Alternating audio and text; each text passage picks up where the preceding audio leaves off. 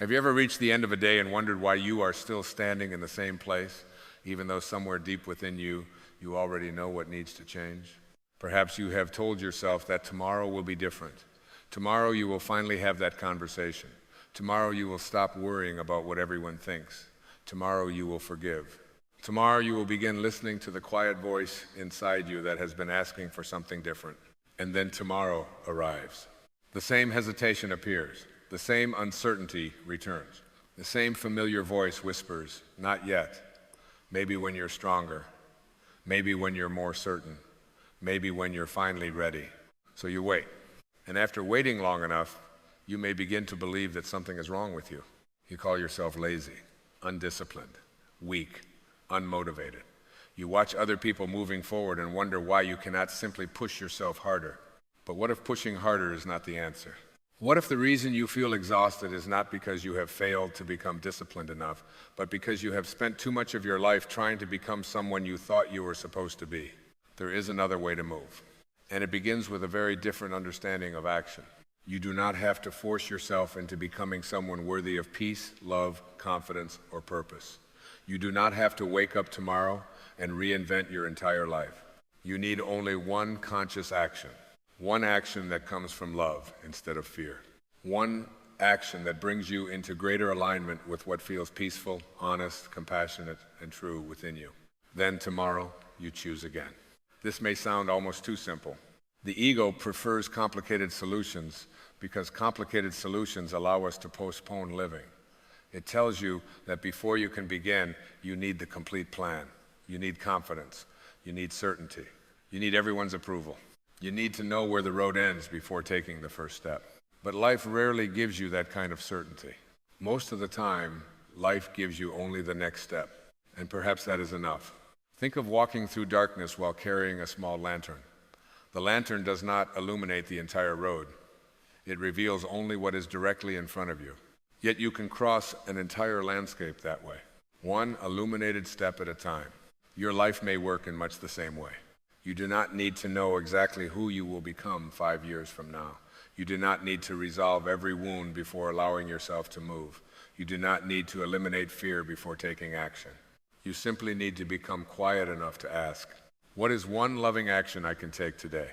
That question will become our compass. Not, how can I accomplish everything? Not, how can I prove that I am enough? Not, how can I finally become the person everyone expects me to be? Just this. What is one loving action I can take today? Sometimes the answer will be visible. Make the call. Begin the work. Tell the truth. Create the boundary.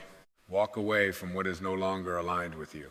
Sometimes the answer will be almost invisible. Do not send the angry message. Sit quietly for 5 minutes. Forgive yourself. Rest without turning rest into guilt. Allow another person to misunderstand you without spending the entire evening trying to change their opinion. And sometimes your loving action will simply be to pause before fear makes another decision for you. These things may look small from the outside. Spiritually, they can change the direction of an entire life. Because your life is not shaped only by the dramatic decisions everyone can see. Much of your life is shaped in private moments when nobody is watching. The moment you choose not to repeat an old reaction, the moment you recognize resentment and refuse to feed it, the moment you feel afraid and still tell the truth, the moment you stop abandoning yourself to keep someone else comfortable, the moment you choose peace over being right, the moment you notice the voice of fear and decide that it may speak, but it will not choose. These are not insignificant moments. They are the places where consciousness becomes action. And here is something you may have overlooked. You may not actually be afraid of taking action. You may be afraid of what you believe the action will mean. You are not afraid of saying no. You may be afraid that someone will stop loving you when you do. You are not afraid of beginning. You may be afraid of discovering that you cannot control how it ends. You are not afraid of speaking honestly. You may be afraid of being misunderstood. You are not afraid of letting go. You may be afraid of discovering who you are without the thing you have been holding. And this is why simply telling yourself to try harder rarely creates lasting transformation. The behavior is only the surface. Underneath the behavior is fear. Underneath fear is often a story. And underneath the story is something deeper still, an awareness capable of observing all of it. This awareness is where your freedom begins. Imagine a river moving through a valley. The river does not wake each morning and struggle to become a river. It does not compare itself with the mountain. It does not criticize itself because it has not reached the ocean yet. It simply moves according to its nature. When a stone appears, the river does not spend 10 years resenting the stone.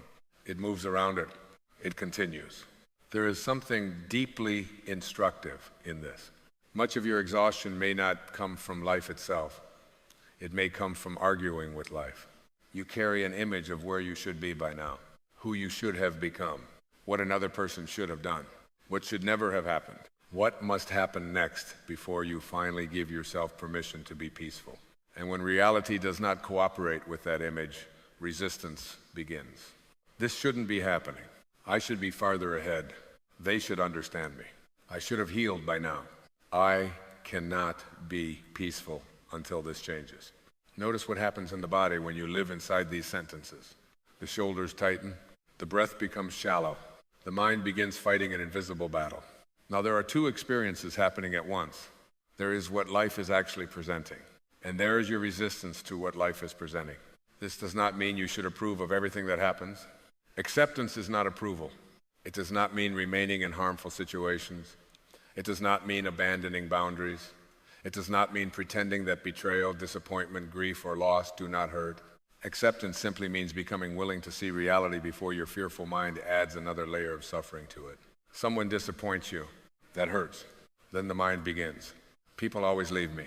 I can never trust anyone. There must be something wrong with me. I will always be alone. Notice what happened. One painful experience became a prophecy about your entire life. Or perhaps you see someone your age who appears more successful, peaceful, secure, or fulfilled. For one moment, you simply see another human being. Then comparison enters. I should be there. I've wasted too much time. I'm falling behind. Maybe I missed my chance. Again, an observation became an identity. This is one of the quiet ways the ego operates. It takes an experience and converts it into a definition of who you are. But there is something within you that exists before the definition. There is an awareness that can notice fear without becoming fear. There is an awareness that can notice sadness without saying, this sadness is who I am. There is an awareness that can watch comparison move through the mind without following it all the way into self-rejection. You have experienced this awareness before, perhaps while watching the evening sky, perhaps while sitting quietly beside someone you love, perhaps in the few seconds after waking, before your identity and responsibilities rush back into consciousness. Perhaps while standing near the ocean, looking at something so vast that for a moment your personal problems became quiet. Nothing needed to be solved. Nothing needed to be proven. You were simply present. And for that brief moment, perhaps nothing seemed missing. That presence may be closer to who you truly are than all the labels you have collected about yourself. You may have spent years trying to become worthy when worthiness was never something you needed to manufacture. You may have spent years searching for peace as though it were a reward waiting at the end of enough achievement, enough healing, enough approval, enough spiritual growth. But perhaps peace was never at the end of the road. Perhaps it has been traveling with you, covered at times by fear, hidden beneath resentment, drowned out by comparison, forgotten beneath the noise of expectation, but never truly gone. This does not mean you stop growing. It means growth begins from a different place. There is an enormous difference between saying, I must change because I am not good enough, and saying, I am willing to change because I love myself enough to stop allowing fear to choose my life. The action on the outside may look identical. The energy beneath it is completely different. One is rejection. The other is alignment. And alignment is where intention begins. Intention is often misunderstood. We sometimes think intention means deciding exactly what must happen and then forcing reality to cooperate. But that is not intention. That is control. Control says life must happen according to my plan before I can be peaceful. Intention says, whatever happens, this is the quality of consciousness I choose to bring to it. Control says, they must understand me. Intention says, I intend to speak truthfully and compassionately. Control says, this relationship must last. Intention says, I intend to love without abandoning myself. Control says, I cannot fail. Intention says, I intend to meet this experience with courage, curiosity, and trust. Do you feel the difference? Control tries to command the future. Intention aligns the present. And once you are aligned in the present, action becomes simpler. You choose your intention. You take the next loving step. Then you release your demand to control the outcome. Intention, alignment, action, surrender. This is a very different way to live. And it may be exactly what you need if you have spent years trying to think your way into certainty before allowing yourself to begin. Think about something you have been avoiding. Do not choose 10 things. Choose one. Perhaps there is a conversation you know you need to have. Perhaps there is a boundary you have been afraid to create. Perhaps there is something you need to forgive. Perhaps there is something you need to release. Perhaps a direction in your life has been quietly calling you, but you keep waiting until you are certain that it will work. Notice what happens when you bring this one thing into your awareness. Does the mind immediately rush into the future? What if it goes wrong? What will they think? What if I regret it? What if I fail? What if I lose something? What if I'm not ready? Now pause. Do not fight these thoughts. Do not shame yourself for having them. Simply recognize what they are. Fear is offering predictions. That does not make the predictions reality. And here is where many people unknowingly surrender their power. They wait for fear to give them permission. They tell themselves, when I am no longer afraid, I will act. But fear may never give you that permission. You may need to discover that courage is not waiting on the other side of fear. Courage is the loving action you take while fear is still present. You can feel uncertain and speak. You can feel afraid and begin. You can feel sadness and release.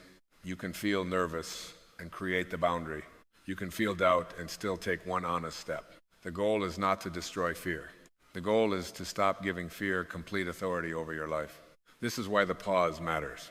Before reaction becomes action, there is sometimes a tiny space. Someone says something painful. The body tightens. The old response rises. You want to defend, attack, explain, withdraw, prove. But before you do, pause. One breath, that may be enough. Ask, what is choosing right now? Is fear choosing? Is resentment choosing? Is the need for approval choosing? Is the need to be right choosing? Or is love choosing? Love does not always tell you to be gentle in the way people imagine gentleness. Sometimes love says no. Sometimes love leaves. Sometimes love tells the truth someone does not want to hear. Sometimes love refuses to continue an unhealthy pattern. Sometimes love becomes silent because another explanation would only feed the conflict. Sometimes love forgives. Sometimes love creates distance. The question is not whether your action makes everyone comfortable. The question is whether the action allows you to remain aligned with your deepest values without using hatred as your guide. This is where boundaries become spiritual practice. Perhaps you have spent much of your life trying to keep other people comfortable. You learned to notice moods. You sensed disappointment before anyone spoke. You became skilled at adjusting yourself. You said yes because no might upset someone. You apologized because tension frightened you. You explained yourself again and again because being misunderstood felt unbearable. You became very good at reading the room. And somewhere along the way, you may have forgotten how to read your own heart. Perhaps you called this kindness. Perhaps you called it love. But love does not require you to disappear. There may come a moment when one of the most loving actions you can take is a peaceful no. Not an angry no. Not a punishing no. Not a no designed to make someone suffer. Simply a clear no. This is not right for me. I cannot continue this. I care about you, but I cannot do this. I understand that you are disappointed, and my answer is still no. Notice how much courage can live inside a quiet boundary. Someone may misunderstand you. Someone may become upset. Someone may tell a story about you that you cannot control. And your old pattern may immediately say, fix it. Explain yourself. Make them happy. Get their approval back. But perhaps this is your loving action for today. Do nothing. Allow them to have their reaction. Allow yourself to remain kind without abandoning your truth. This is not coldness. It is spiritual independence. It is the recognition that another person's feelings matter, but they do not automatically become instructions for how you must live. And the same principle applies to comparison. Comparison can enter so quietly that you may not recognize it until your peace is already gone. You see someone's success. their relationship, their appearance, their home, their confidence, their apparent spiritual certainty.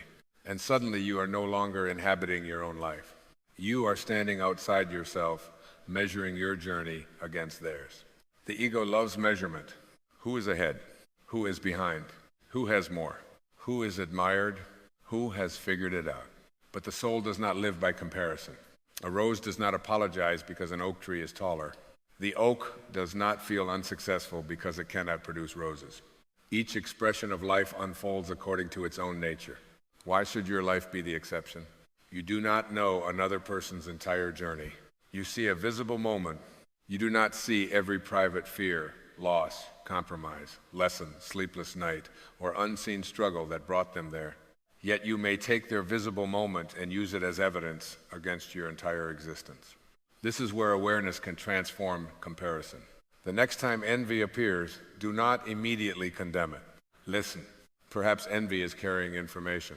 Maybe you envy someone's freedom because your own life has become too controlled by approval. Maybe you envy someone's peace because your inner world is asking for silence. Maybe you envy someone's courage because there is something you have been afraid to begin. Maybe you envy someone's boundaries because you have been saying yes when your heart means no. Then envy does not have to become self-hatred. It can become guidance. Instead of asking, why am I not like them? Ask, what is this feeling revealing about what wants to come alive in me? Then take one loving action, not 10, one. Make room for silence. Create the boundary. Begin the work. Tell the truth. Stop pretending. This is the rhythm I want you to remember. Pause. Listen. Choose love. Take one step. Release the outcome. You do not need a perfect life to practice this. You need today. And perhaps that is why today is more spiritually important than the future you keep imagining. Because today is the only place where intention can become action. The future exists as possibility. The past exists as memory. But choice exists here. And when you understand this, something begins changing. You stop asking, when will I finally become the person I am supposed to be? And you begin asking, what would it look like to live from my deepest self for the next 5 minutes? 5 minutes is enough. One conversation is enough. One breath can be enough. Because transformation is rarely one enormous decision. More often, it is a collection of small moments when you stop betraying what you already know. And when you practice these moments consistently, you begin discovering something remarkable. The person you have been trying so hard to become may not be waiting somewhere in the future. That person may already be here, beneath the fear, beneath the comparison, beneath the identities, beneath the need to control, waiting not to be created, but remembered.